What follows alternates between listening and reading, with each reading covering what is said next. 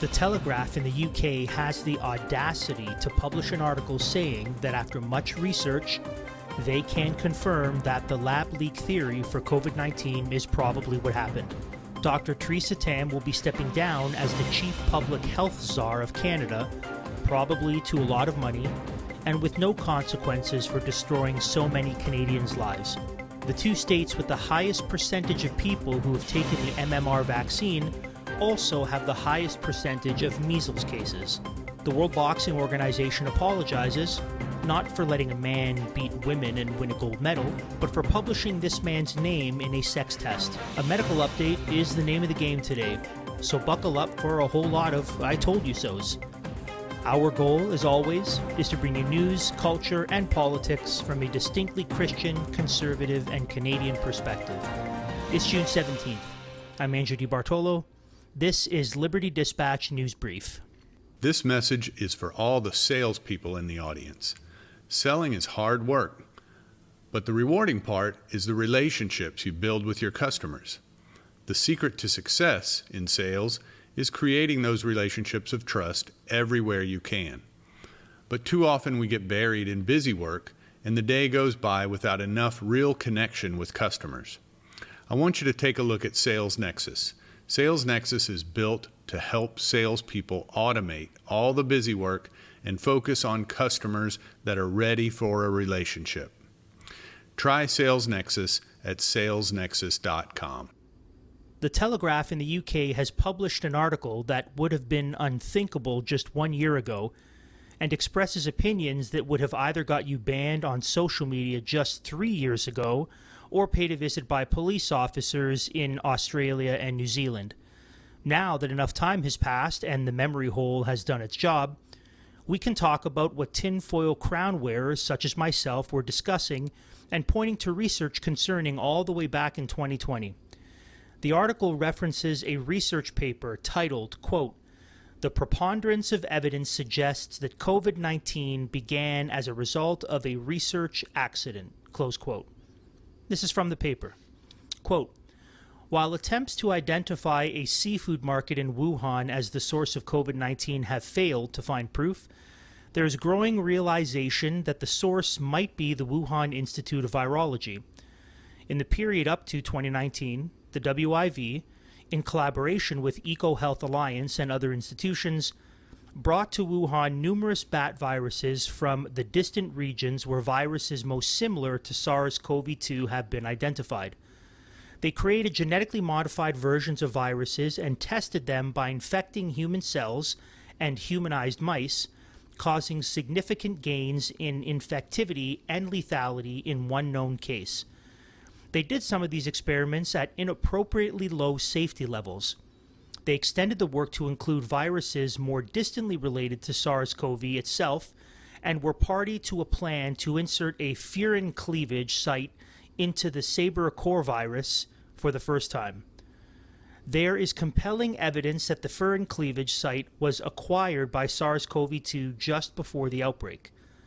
Around the time the COVID outbreak began, WIV closed its database and withheld key information about virus sequences and experiments. These facts amount to a strong, though circumstantial case for suspecting that a laboratory leak started the pandemic," close quote. They have to say circumstantial to cover their skin, but it's a slam dunk case for a lab leak. We all know it. Here's the conclusion. Quote, "In only one city in the world were SARS-CoV viruses subject to gain-of-function experiments on a large scale involving human cells and humanized mice at inappropriate safety levels, Wuhan. At only one time in history was research to create novel SARS-CoV viruses with enhanced infectivity through furin cleavage, 2018 onwards. The surprising failure to find better evidence for a natural spillover and the lack of transparency from the Chinese scientists is therefore best explained by positing a laboratory accident involving a live virus experiment as the cause of the COVID pandemic and attempts to cover it up," close quote. Moving on, Dr. Theresa Tam, Canada's federal health czar, is stepping down after 8 years of her career in political science, including cringy Christmas commercials with Santa and Mrs. Claus telling kids to get the COVID jabs, and weird propaganda videos saying that kids getting heart attacks is totally normal. Yes, that demon. This is from the Counter Signal. Quote, I've been in this role for over 8 years now, so I think it has been an absolute privilege and honor. I never thought at the start of my career that I would end up here, said Tam in an interview with the Globe and Mail. Looking back, I put every ounce of my energy into this job, but I think it's a purposeful job. It's serving the public.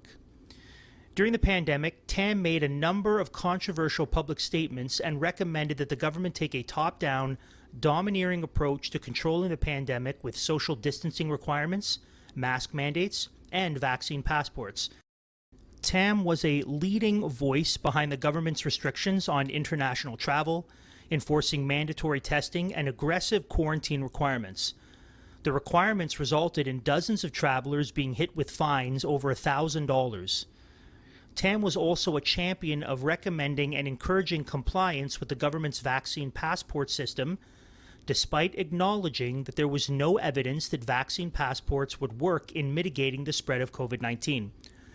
When asked if there was an erosion of trust during the pandemic, Tam attributed declining trust in public health institutions to the influence of social media. Those who get health information from social media are at higher risk of being exposed to misinformation and disinformation, which can have a negative health impact.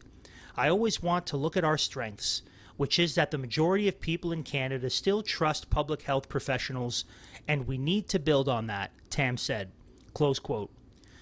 She has a cushy pension and some new international job waiting for her, I'm sure, when what she really deserves is justice.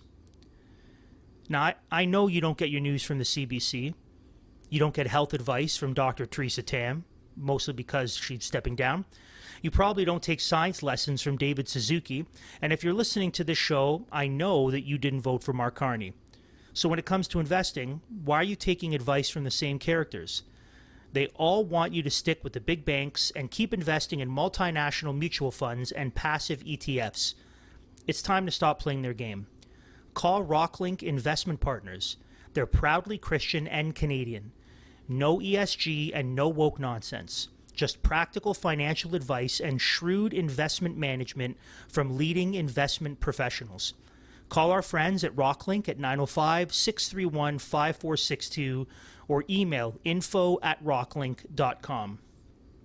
Zero Hedge has done some real investigative journalism and uncovered that states with the highest percentage of people who've received the measles vaccine also have the highest percentage of measles cases. Quote, Texas and New Mexico have had the sharpest increase in measles vaccination so far in 2025. They've also had the most measles cases. That raises serious questions about what's really driving these outbreaks, and whether the mainstream solution is making the problem worse. From January 1st to March 16th, 2025, Texas administered at least 173 doses of the measles vaccine, up from 158,000 during the same period in 2024, a roughly 9.5% increase. According to the New Mexico Department of Health, between February 1st and March 31st, 2025, 14,757 doses of the MMR vaccine were administered in New Mexico, compared to 8,162 during the same period in 2024, an 80.8% increase. Texas is the clear epicenter, with 709 cases reported as of early May, far surpassing any other state. New Mexico has reported 71 confirmed cases as of early May 2025, confirmed by the New Mexico Department of Health. JohnFleetwood.com is exclusively keeping a running list of troubling patterns linking measles infections to recent government-led MMR vaccination campaigns across North America. 1. The MMR vaccine contains a live measles virus, according to the manufacturer. 2. There are no peer-reviewed studies that confirm the virus in the measles vaccine is less infectious or replicates less in humans than the wild-type virus found in nature, meaning health officials have no scientific basis for claiming the vaccine strain poses a lower transmission risk to the unvaccinated. 3. Measles outbreaks have followed government-led vaccination campaigns in Texas, Canada, and Hawaii, raising concerns of vaccine-caused infections. Close quote. So, The Telegraph and Theresa Tam want to say that trust in our health establishment is due to social media, when in fact it's due to our elected officials, unelected health bureaucrats, and legacy media lying to us, covering for one another, and pushing their narrative. This is precisely why, when they say that we should all be very afraid of new variants, we should summarily wipe a baby's bum with it and throw it in the trash. Quote, NB.1.8.1, a highly transmissible new COVID-19 variant that caused surges in China this spring, is now the second most prevalent variant in the United States, sparking concern about whether it could fuel a summer surge.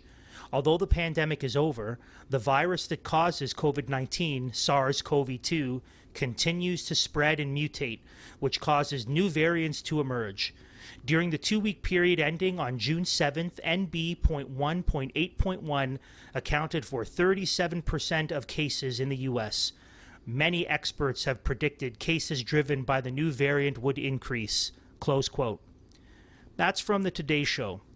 You can flush that right down the toilet, along with the rest of the legacy media Pravda. If you remember, Matt and I covered a story during the Olympics about a man who was born a man, had male sex parts, had male DNA, and had male testosterone-producing organs, who was treated as a boy growing up, and who clearly presented in a masculine way. Well, this man beat up a bunch of women to win the gold medal in boxing. World Boxing did a sex test to confirm he was a man, and they released the results of that test, but they made the mistake of naming the man Emain Khalif, putting egg on their face. This story is from CTV News, and I apologize in advance for the woke speak.